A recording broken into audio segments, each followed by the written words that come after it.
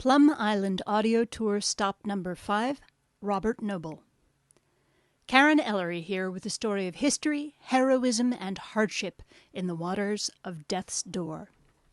Imagine yourself in the shoes of Robert Noble, a 25-year-old man who was forced ashore on Plum Island on Wednesday, December 30th, 1863.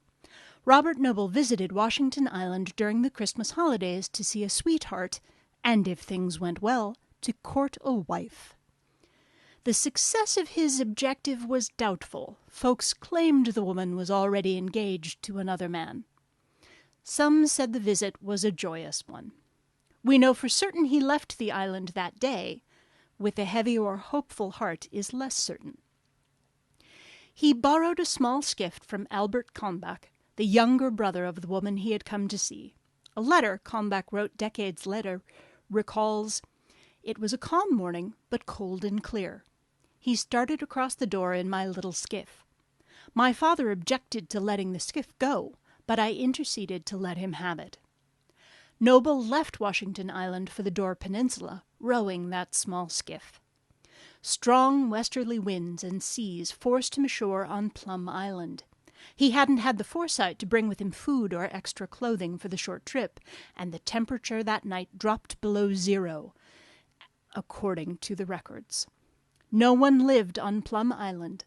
He was alone. Noble first sought refuge in the remains of an old fisherman's shanty. On his second night he entered what was left of the old lighthouse quarters. The roof was gone, the floor was rotten, and there was snow in the chimney. And although it afforded him little protection, he spent the night there, realizing he would have to head back toward Washington and Detroit Islands, rowing and then walking over newly made ice, if he wished to live. Robert Noble succeeded in crossing from Plum to Detroit Island and eventually back to Washington Island, but only with great hardship. He broke through the thin ice several times, barely surviving the icy waters. As a result of his ordeal, he lost most of his fingers to gangrene later that winter, and by early spring he was taken by sailing vessel to Sturgeon Bay, where his lower legs were removed.